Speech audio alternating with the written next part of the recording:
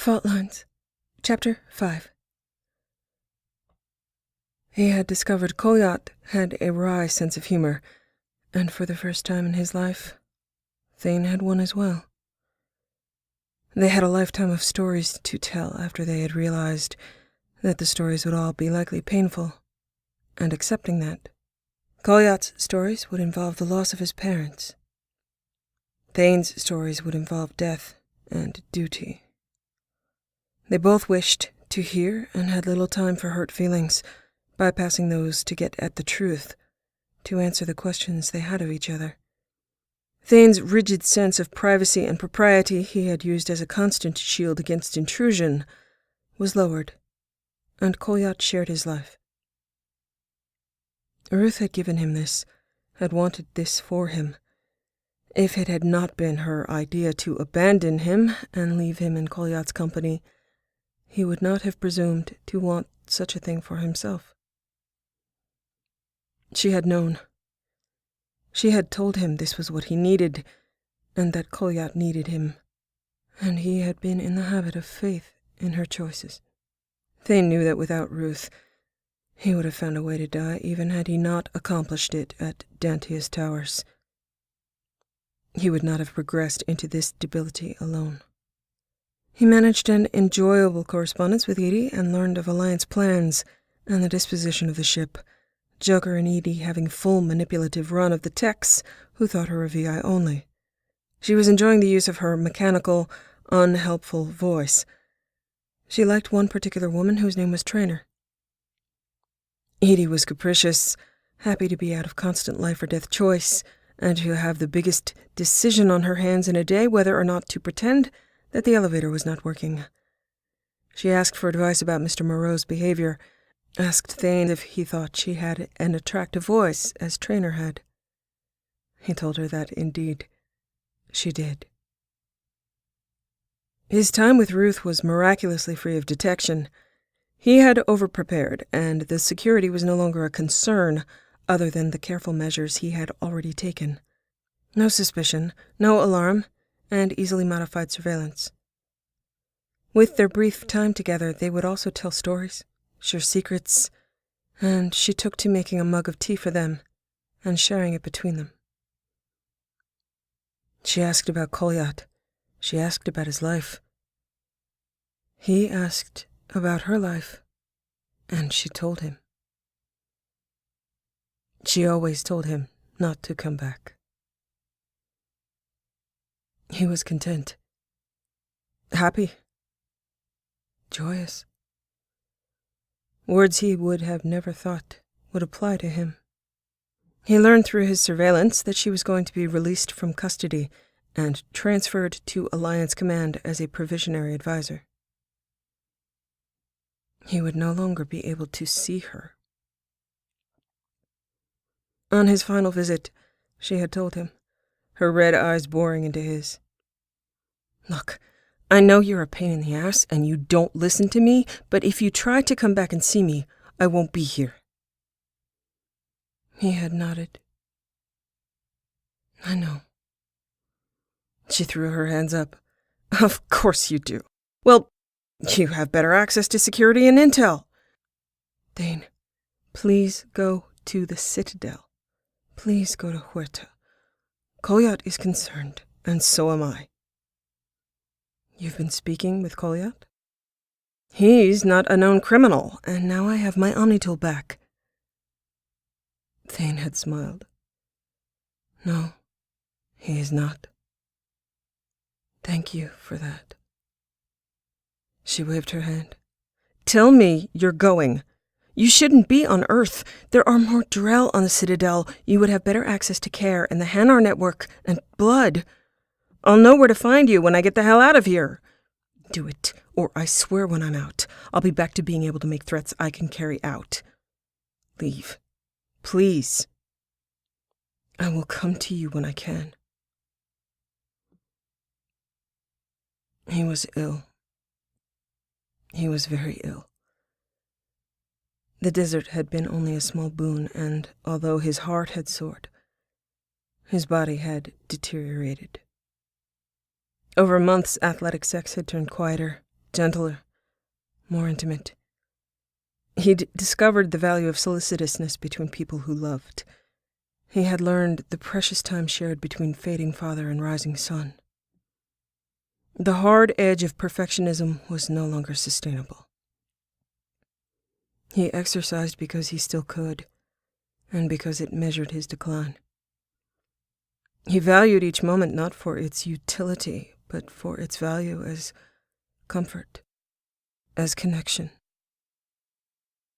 Thane's burdens were finished, and he was putting them down one by one, unable to carry them all. Ruth's burdens were beginning to mount again, her strength at its peak. Kolyat was beginning to take on burdens of adulthood, finding his father failing, but loved. He had begun his time with her in the unforgiving jungle, assuming he would be devoured or abandoned upon the end of his usefulness. But she had seamlessly ushered him into civilization. Impatient with his distance or reserve, she did not, as he did, treat his illness like an unwanted and ignored companion in the room. She accepted it as a part of him, and had at some point done a great deal of research on the subject, aware of his concerns, understanding without being told, and alleviating what she could. As his breath grew shorter, she had stepped in and aided him as she would if he were injured on the battlefield, unwilling to let him shrug her off and snapping at him until he acquiesced. "Motherfucking Drell asshole," was still her favorite epithet. She did not pity him, but neither did she allow him to hide from her or lie about what she could clearly see to be true. He realized he had never loved Erica, had only admired her. He had never learned the give and take of concern. Erica had been perfect, whole unto herself. She had needed nothing from him. She had cared for Kolyat seamlessly, with or without his presence. Whether or not she loved him beyond wishing to redeem him, he could not, perhaps, judge fairly. Erica had been composed of love. He had been nothing special to her, except in potential. Kolyat had been open to needing him despite every failure Thane had inflicted upon him. Blinded by Erica's perceived perfection, he had deferred to her, assuming Kolyat's time best spent with his mother, his own contributions inferior. That had been a self-fulfilling prophecy. Ruth needed him. He told her, "I will do as you ask." She threw her arms around him and squeezed. "Finally, you say something I want to hear. You stubborn son of a bitch." He did not cough, but his heart and his lungs squeezed, the rush of blood at her touch carrying less life every day. He wrapped his arms around her, breathed in the scent of her hair, and counted himself as blessed.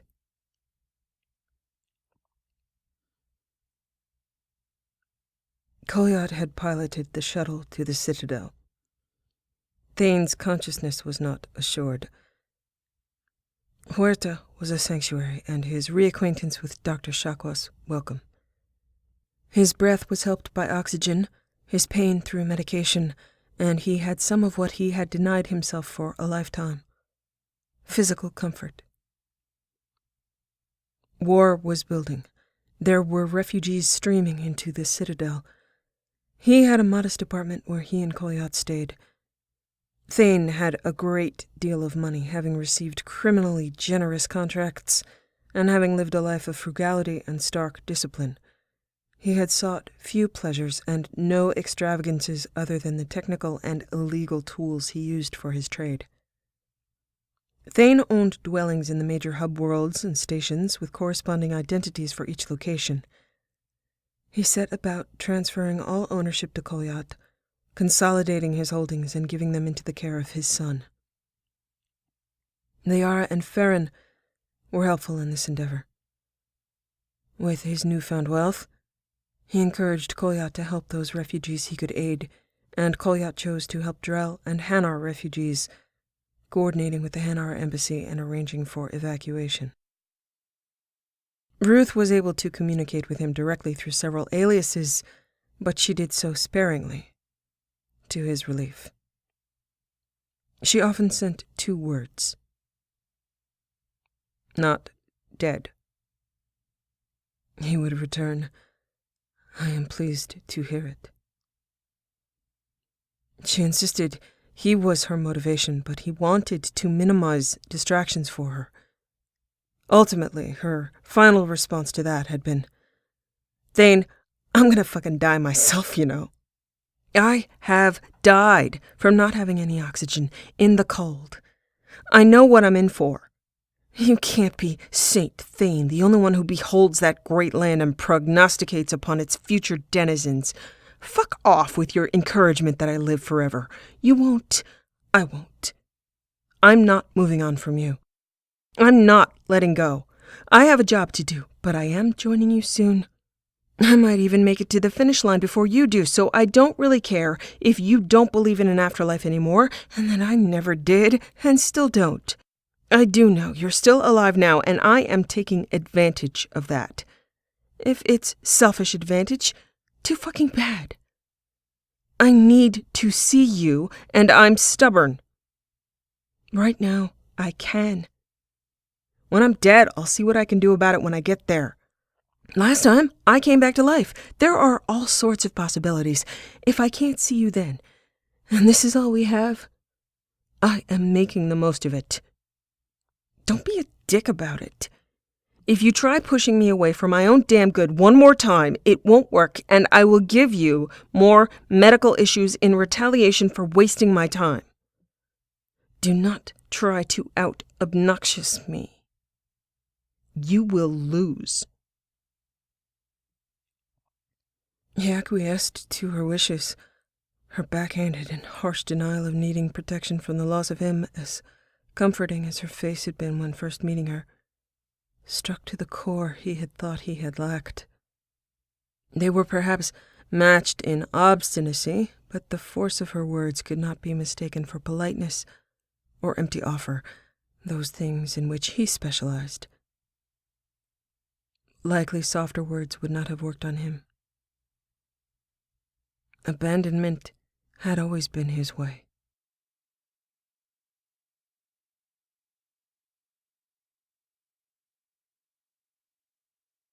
She bore the storm into Huerta when she arrived. She had survived Earth, had survived Mars, was seeking him and seeking the status of Caden Alenko. Thane had recognized Alenko from his research into Ruth's career, and Dr. Chakwas had confirmed it. Ruth had exited the elevator, taken a few steps forward, and then seen him.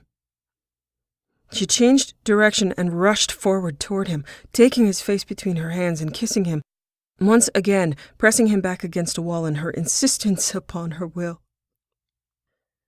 His hands threaded through her hair, and one more step on his path forward was taken. She was here, she was with him. Hope lived in her eyes, behind the violence and death.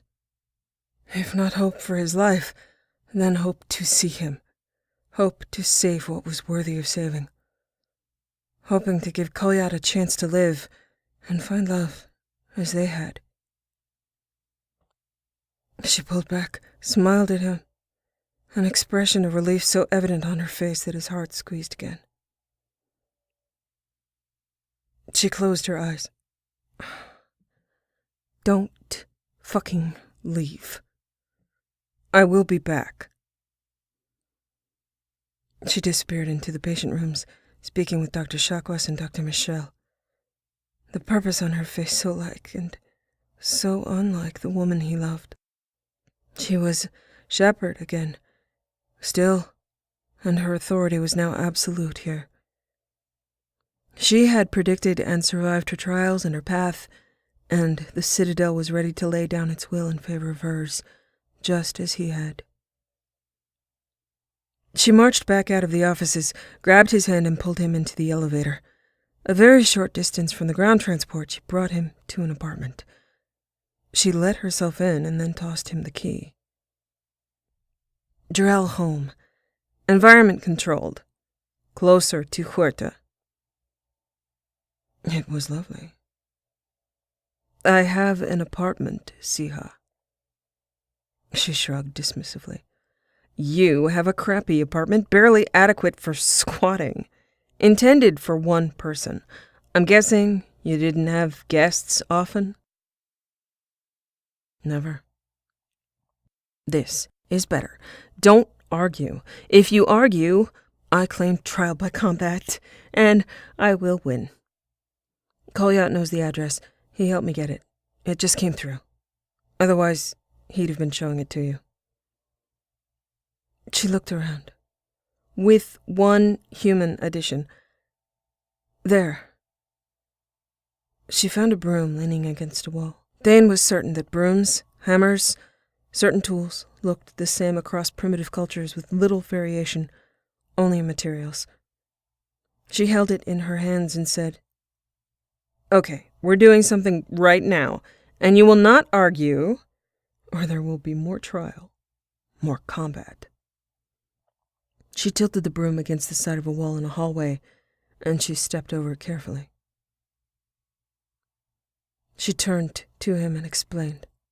There's an old Earth tradition for those exiled from or on the fringes of society. Sometimes it was illegal for people to marry, like slaves. Sometimes it was impractical for couples that lived far from civilization. People would get a broom, like this, and step over it, together. The rules go that we are married when we do it, agreed together, disregarding the law but holding to the love. The rules say that if either of us within a year do not like that deal, one or both of us step back over it. I'm taking the broom with me when I go, so you won't have a chance, and I'm telling you, good luck finding an old broom on the Citadel. It's called Handfast. She reached her hand out to him. He took her hand, and another step forward on his chosen path toward her was taken. Her free arm closed around his waist, and his around hers. She was trembling, exhausted, elated, alive. He kissed her hair, held her for long minutes before leading her back into a large bedroom down the hallway they were in. He drew back the covers, pulled her into the bed so she was in his lap, and stroked her hair. She curled into his body and rested her hair on his chest, never having let his hand go. His arms could still be hers. His hand would always be hers, no matter his strength. Handfast. With this gesture from her, he was struck again by the rightness of place with her in his arms, some recall to his fancy of being pieces twisted together to make a new shape. That was true. And with that final movement from her hands, they were fully transformed. Complete. More valued for having not been fate, but will. Her breath evened into sleep, and he watched over her. The light, through the magnificent windows, on her hair, and his fingertips. He was there to wake her when her nightmares began, swift upon her giving in to her exhaustion. He tilted her head back on his arm, kissing along her jaw, her eyelids, and settling on her lips. He did not give her venom until she was fully awake, to avoid having her nightmare freighted into fear. He whispered her name, that he loved her, that he cherished her gift and presence, and she slowly came to be awake. A short gasp and tightening of her hand, deepening of her kiss, the signals that she was fully awake. His arm tightened around her, and he pulled her closer, his heart beat controlled, his breath measured and rationed. His self-control still served him, and he would not struggle or give outward sign of physical distress. He had a gift he must give in return. He could not afford to race his heart and pant his breath as her body and hands on him always brought to him. He was contained and would not burst, would not break. He knew this woman, and she wished to be known. She tried to pull back once, but he did not allow it, and she gave in, her nails digging into his hand, and a moan on her lips transferred to him, joined by him. He imagined Tyramit spreading through her in lazy spirals, recursive and widening, sating and softening his woman of steel and fire, his handfast wife. The thought brought a surge of breath and beat, and he allowed it, his teeth on her lips and his tongue purposeful and beguiling, her shoulders relaxing and her neck falling back as he pressed her further into his receiving arm. He told her, "Ruth, you have granted me a gift I cannot repay." It's not about paying, Thane. That is true, but it is about gift. I have taken memories from you. You would have recalled them when I died, but I wish for you to recall them now. Memories? I have manipulated you and given you commands under Tyramit, and I wish for you to be aware. You have granted me a gift of trust, of bond, and I entered with this, being my only regret, that you have not fully known my mind. Well, okay. I'm not dead. That's good. You should know that my purpose has always been to keep you alive, and I have not betrayed you. Nor do I intend to deliver you to an enemy. That's good. I don't want to have to kill you. That would suck. Things were going so well. Remember, Ruth. Remember what I told you to forget. Remember when I took your will as my own. Her eyes blurred, then focused. Then she narrowed them, stared at him with a burning red. I abandoned you and you... I felt so fucking... goddamn! And you knew for days, you fucking I have never felt so guilty in my life. I didn't even think I knew what guilt was until that. Yeah, you got me. And I deserved it. That stupid cup of tea. Those were perhaps the best days of my life, Ruth. Yeah, mine too. You were unbearably sweet and shit, now I want you to feel guilty again. Wait, no, let's do that again. Without the crushing guilt. Understand why I wish to tell you now. A cup of tea does not mean deception. It means we bring each other tea because it pleases us. Oh, hell, Thane. If you made me act like a chicken on the CIC, I couldn't care less. At one point, I was assuming you were going to kill me anyway. Seemed worth it. How much of me having this much fun is double whammy suggestion? I mean, I'm not complaining. I clearly like it, and I'm not interested in enjoying myself less.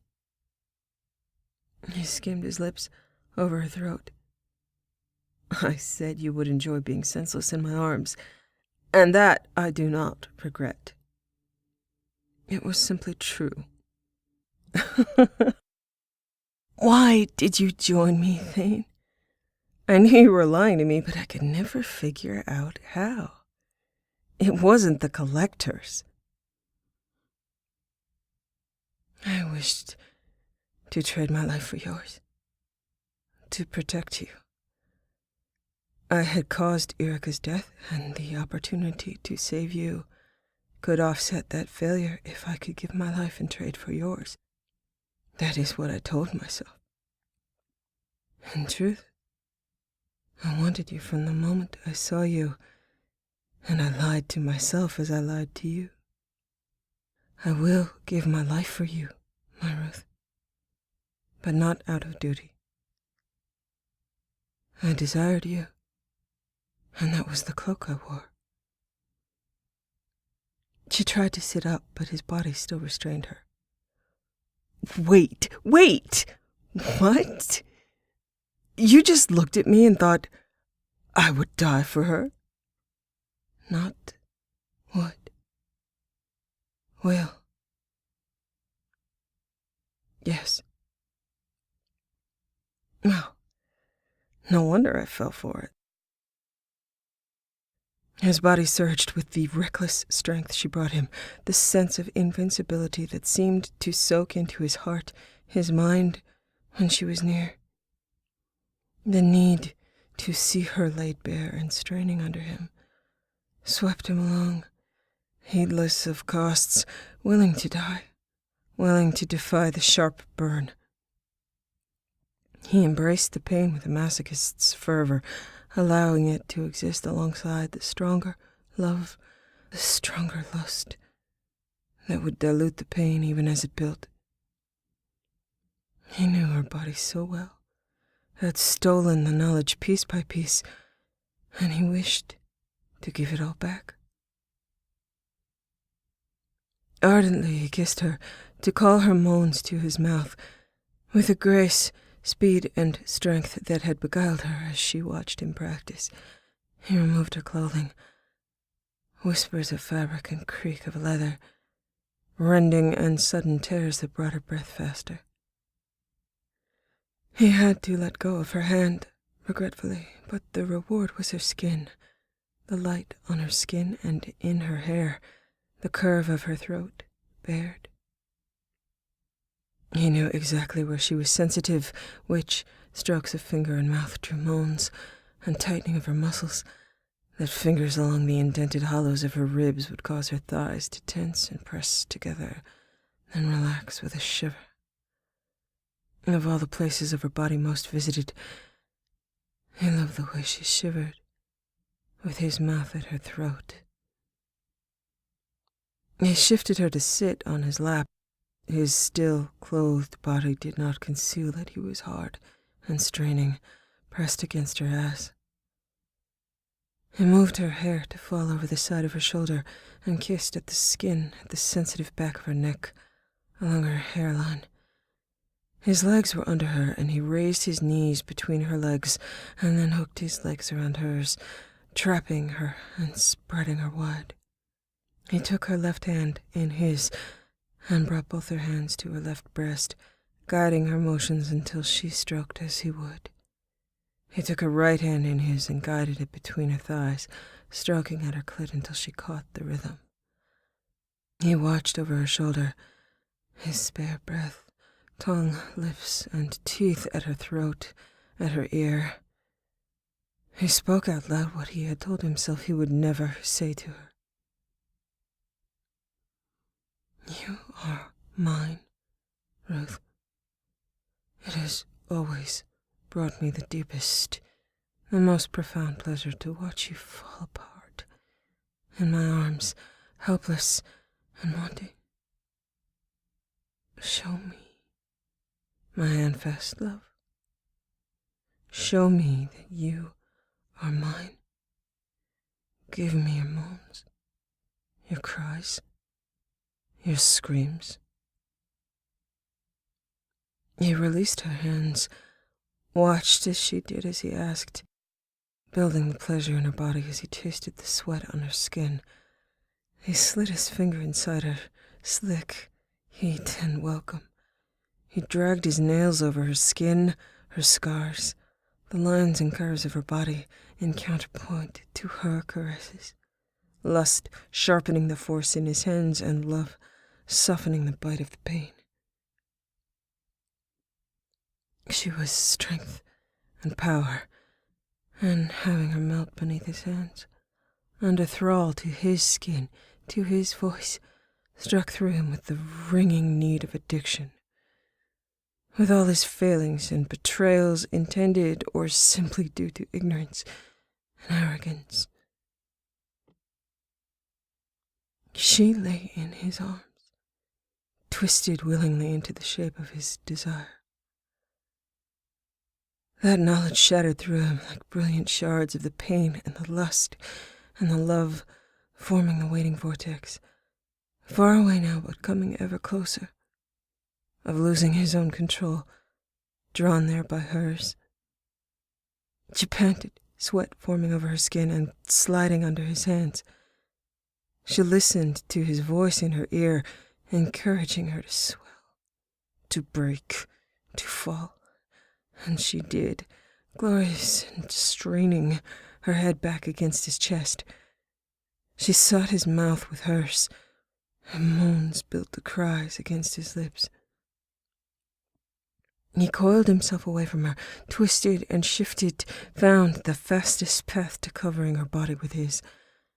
He captured her hands with his and held her hands over her head with one of his, removing his clothing with the other hand, pressing to her with leather-clad body until his clothing slid off, switching his grip with his hands once, his lungs searing and thin blood making him lightheaded. He tangled his legs in hers again, held her down by the wrists, and captured her throat in one hand. Kissed her, demanding and relentless, his cock pressed pulsing against the crease of her thigh. He moved his mouth to her ear. I believe you spoke of trial by combat and winning, my Sia. You have what you wished, what I wished to give, what I treasure. But do you believe you would win that combat now? He kissed down her throat, keeping her weighted down by his body and immobile as she started to laugh, and then tested his hold on her limbs. She tried to move, but only with half a heart. You are such an asshole. He caressed her throat again, bit at her earlobe, and told her, timing, my love, determines outcome. It pleased her to laugh, and it pleased him to kiss her through it, until she was panting, every heave of her lungs recorded into the skin of his chest. What do you want, Thane? Only this. To hear you say that you yield. I wish to hear you say those words, as my hand fast, love, spread beneath me, soaked in pleasure and laughter. I wish to hear those words echo in my heart for as long as it beats. Tell me you yield, Ruth, for no reason other than because I ask. Her exotic, expressive red eyes warmed, and a smile formed on her lips, transforming her face. If it means that much to you. He nodded fervently and said, It does. She stretched out the limbs that were bound, and then relaxed them, She looked into his eyes and said, "I yield." Feeling drunk on power and lust, he hooked his elbow under her knee and drew her leg up into what he imagined must be a painful position, kissed her, and drove his cock into her with possessive intent, knowing this woman would welcome every stroke, the burn in her thigh and the burn in his lungs, forgotten in the steep penetration with her body in this position. Freed from reserve, and showing her the unguarded frenzy of desire he had for her, he told her, "I want you. I need you. I love you, Ruth. I yield." His arm released her knee, and his hand slid upward to clasp with hers, his full weight on her, her breasts crushed against his chest, his body driving into hers. He waited until she came, until she screamed, until she tightened around him. He let go of the trembling shreds of control that had brought him this far, burying his face in the welcome curve of her neck and shoulder.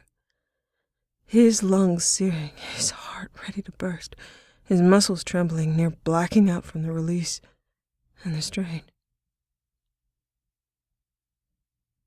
Everything. He'd had everything a man could ask in a life, his last year of life blessed and cursed, and above all, vital and necessary. He was needed. He would die, loved, needed, and wanted. Rolling onto his back, bringing her with him, he kissed her hair, kissed her face, kissed her lips, marveling that she was still alive, that she was here, and that he had been able to tell her, show her what was in his heart.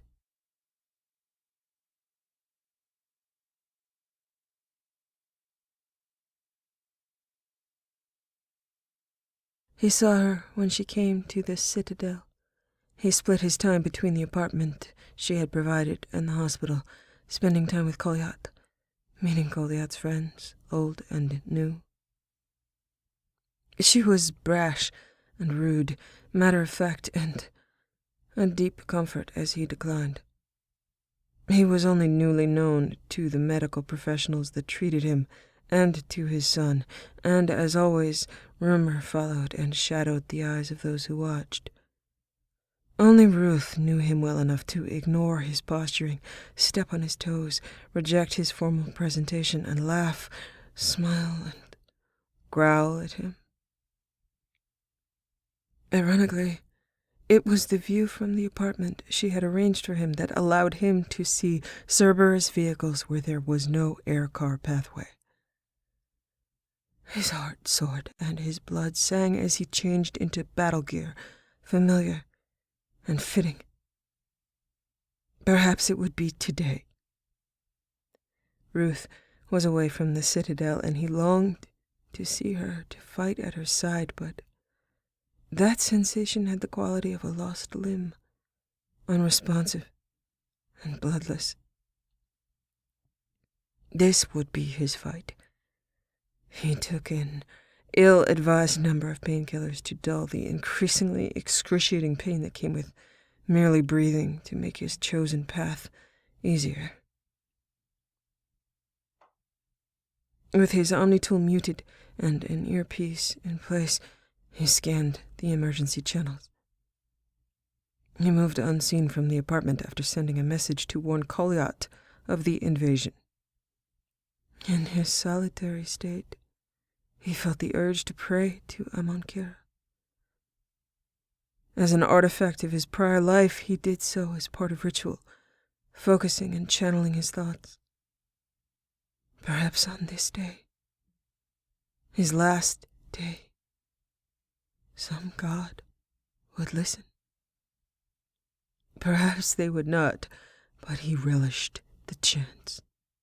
He gathered from the emergency channels that Sisek and Huerta were two of the first targets, and that they had already been taken. Scattered CSEC forces were active but undirected, having been driven from their strongholds. Thane occupied himself with stalking and ending the lives of Cerberus troops that had no visible backup, those slaughtering civilians as he made his way, his palms tingling again, the familiar snap of bone singing in his hands. He had made his way through the bodies, creating his own, when he heard Flight Lieutenant Moreau's voice over the channel, and he informed him of the situation. Shepard was informed. "Commander, there's a communication from Thane. He says it's important. Think you'll want to hear this." "Shepard, the Citadel is under attack. Cerberus troops are everywhere, and they control the docks." "Are you safe?" "No.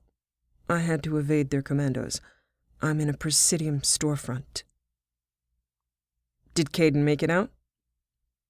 "I spoke to him. He said he had to protect the Council. I'm going to CSEC headquarters." "Why CSEC headquarters?" "It's been compromised, and CSEC's response depends upon it. As long as Cerberus is holding the headquarters, they control the Citadel." "Thank you, Thane. Now please get your ass to safety. We'll be coming in. We'll secure CSEC." He relished his smile as he answered, "Of course, Shepard. I understand." "I am not fucking kidding, Krios. Get your ass behind the red line." He did not reply. She made repeated threats on that comm line, the same to his omnitool, and he did not reply. The path was singing in his blood, and the alternative was a hospital bed. His Siha could not command where she had no power. He knew where Shepard was heading, and he was certain to be able to hear her arrival, if he lived that long, by the gunfire. He made his quiet way. He was able to listen to the comm line silently, listen to her progress, listen to Bailey's updates. Arriving where the Solarian counselor was before she did, he considered his options.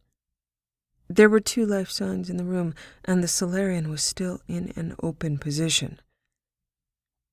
Thane could not assist without becoming an immediate target. Saving the Solarian counselor was off the table until, or unless he gained enough sense to use his cloak to better advantage and gain a defensible position. Tracking the second life sign above and over, he was concerned for a sniper, trying to get into position himself to take him out from cover, but truly, definitely wishing to do it up close. He had not fired his pistol yet, and did not wish to draw attention. Drawing attention became necessary when breaking glass and a standoff between a Cerberus operative and the Solarian counselor and Shepard happened. Thane had checked the perimeter, ensuring no further snipers, but Shepard could not shoot without endangering the counselor, and if that was her goal, then he could be the distraction. Providing a distraction from directly behind him was not difficult, and he got the attention of the operative, giving Shepard enough time to get the Solarian counselor to relative safety. His only true path now was to keep his attention, keep the focus off of Ruth. He recognized the hand model of disruptor that the operative had been brandishing, warming up, targeting. It would kill point blank, and the only thing that had kept him from using it on the counselor was that he wanted the counselor alive. There was no reason to avoid using it on Ruth, and Thane needed to prevent the device from activating. His palms sang, and he only dimly heard Ruth shouting, cursing, demanding that he get down. He could spare no time for her assessment, could grant this operative no free moments in which to position and regroup. He could not afford stealth. He could not afford to disappear. 10 seconds only was how long it took that device to lock in, arm, obliterate through shields, through armor. A Mass Effect cone trajectory field that sheared through obstacles indiscriminately. Unstable, illegal, lethal. He focused only on ensuring that with her intent to intervene, she could not. He moved, flashed, and drew attention, all against his nature, all viciously joyous as he struck. He had had no choices that pleased him for too long, and running at the blade was all that was left to him. The blade was so sharp that he did not feel it, except for the tug of its withdrawal. Thane had not killed the man. The first failure of his career. Ruth was not dead. The last triumph. He began to laugh, all burdens sliding from his mind as the blade had from his body. He had been cut through his useless lungs, his air no more labored than before. He was weak, but not in pain, and not bleeding much. The blade had been thin. It had been an inexpert angle and location, unable to kill instantly. He would die soon. The relief made him giddy. He struggled to his knees and tried to stand.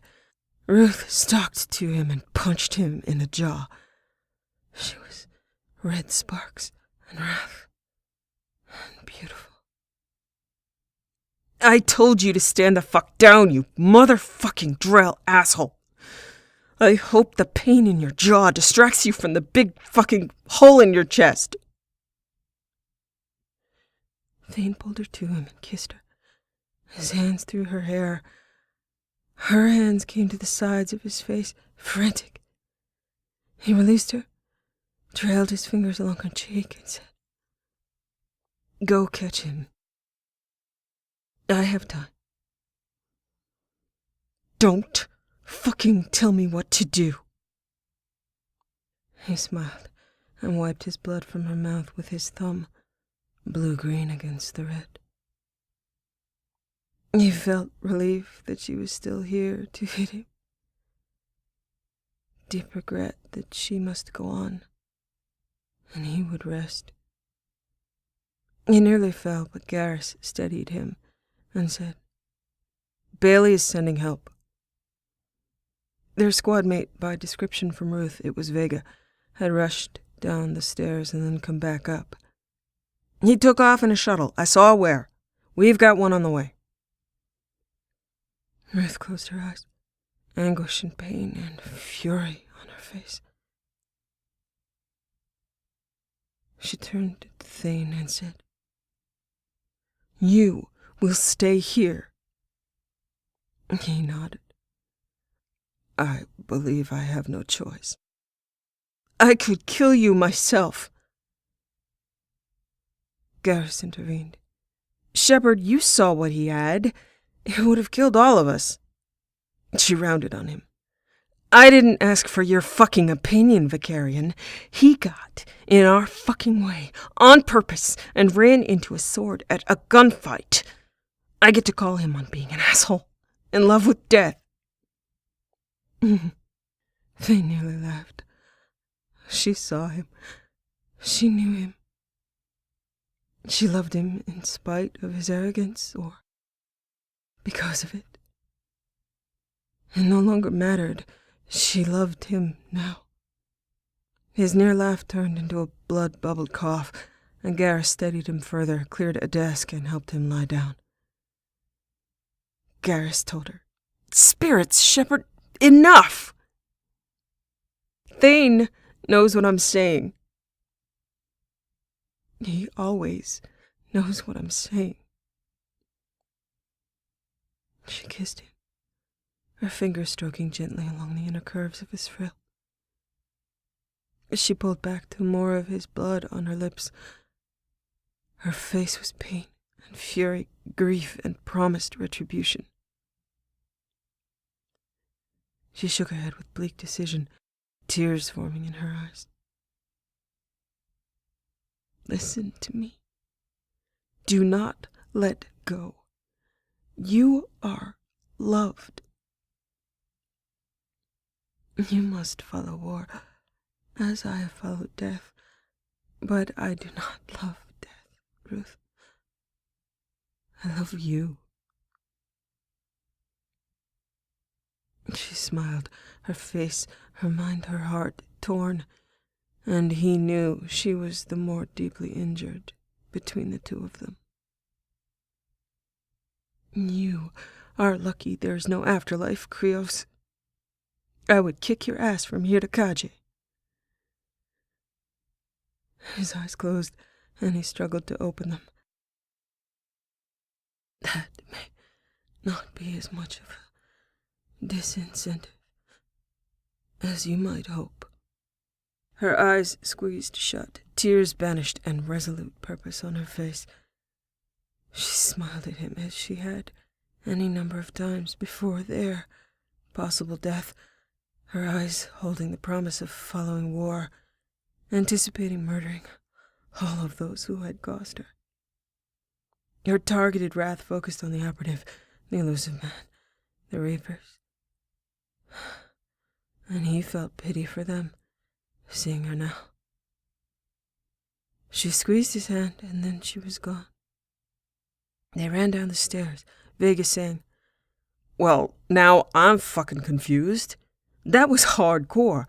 You gonna fucking punch me if I save your life, Lola?" "He's my husband.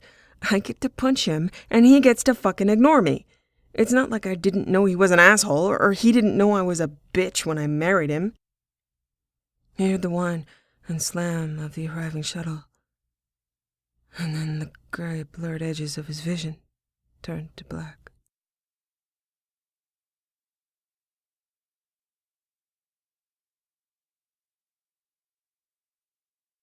He woke in the bright, sterile gleaming light of Huerta, Coyote at his side. Ruth had prevailed. Pride flooded him, strengthening the hold he had on consciousness. The oxygen mask was a hindrance, and Thane removed it, thoroughly impatient at not already being dead. "Father, please, you need..." Thane held up a hand. "Coyote, I will be more comfortable. Please understand my action is not disrespect, but choice. I have few remaining, and one would be to speak with a clear voice." Coyote nodded, his hands gripping a prayer book. Thane asked about the citadel. Coyote told him what had happened. Ruth had let him know. Ruth had told him she was coming to Huerta to see him. Thane said, "I am sorry to have hastened my departure." That was a lie, and Coyote, unlike Ruth, did not know that. "She told me you're a hero." Coyote did not know that was a lie either. Thane did not know what was true, whether he had saved her life or whether he had simply ended his own. That did not matter, because he and Ruth knew that his choice had been made when he had seen Cerberus shuttles in the sky, when he had ignored her order to stand down, and not when he saw the operative's hand. Thane said, "I am grateful that the Citadel is safe and she is alive. I am grateful that you are here, Coyote. Remember that you have filled my last days with grace, and I am proud to know the man you have become." Thane had pursued death, and he had no regrets, and she would know that as well. She would see him now, and he would leave this body with his love at his side, and he could not, would not apologize. He had breath enough left to see her again, and he would follow her final order and not let go before then. He had promised himself his death would have meaning, and he had served that purpose over her wish that his life be extended. He could choose to believe he died a hero. He could choose to believe he had given his life for hers. What remained of it? She would allow that now, with no other choices open. He had saved her life over and over, offered his over and over. And if this was only symbolic, it was final. Her path was bleak and cruel, and she would be alone on it. Not for the first time, the sheer selfishness of binding her to him struck again. And then he was comforted by knowing that she knew, and she would not choose differently. She had made that viciously clear, and he was grateful for her fire, to be warmed by her heat from a distance as the cold numbness climbed up his arms. He did not feel pain, only the struggle to breathe, the light-headed result of low oxygen. He wished he could feel where she had hit him. This was a fitting end to all the mingled courage and cowardice that had been his life. Kolyat began to read from the prayer book, and Thane recalled her smiles. When she arrived, she and Kolyat embraced, and he was proud that the path of his life allowed these two people to meet, to continue on together, to be inspiration and comfort to each other. Ruth came forward and took his hand, pressed a kiss to the back of it, held her forehead to his hand, and then looked at him, tears streaming down her face. Her touch was muted through the numbness, but he blessedly could still feel the warmth of her hand. That assassin should be embarrassed. A terminally ill Drell managed to keep him from reaching his target. She smiled at him with her lioness hunting smile. I feel sorry for the guy, and I will straight up until I kill him. The plan is for the last thing he hears to be your name. He had to run from you. Something you don't know how to do. Clear love and promise shone in red shades from her eyes, and she turned all his ill deeds into strengths, because she said so. Kolyat, please. A prayer. Kolyat brought the book and read, holding out the text for Shepard, who didn't let go of his hand. Kalahira, this one's heart is pure, but beset by wickedness and contention.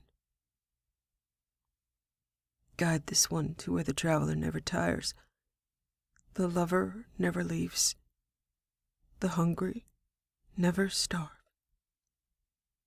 Guide this one, Kalahira, and she will be a companion to you as she was to me.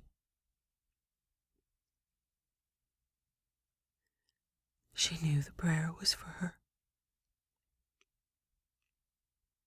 Kolyat kissed Thane's forehead, put his arm on Ruth's shoulder, and then left them. Prayers for the wicked must not be forsaken. He smiled at her. I have faith in you, Siha.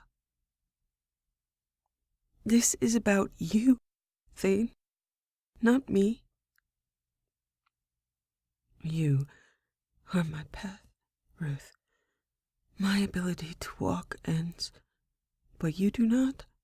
And if you can be sustained by knowing that love does not end, that in that way the lover never leaves, that I would not leave you while I was alive, and I would not in death, given a choice, then I wish that for you. She ducked her head, fresh tears falling. She lifted her helpless eyes, bereft of the comforting lies people tell each other. Something he had loved in her always. Something that had saved him. Lie to me. Harashu brought you to me, and you are blessed. Your path is fated. The gods will guide you on your way and bring you to victory. I will await you on the shores, and each day will be as though you were with me. For you have granted me greater gift in memories than has ever been given to a mortal. Beyond all other riches, my Ruth. He reached out a hand and traced the path of a tear, and she leaned into his palm. He asked her, "Tell me a truth. I love you." She stood, grasping his hand, and kissed him. His heart squeezed and skipped, faltered, and his tears fell, mingled with hers, indistinguishable. He took his last breath, grateful. His last memory would be of her lips.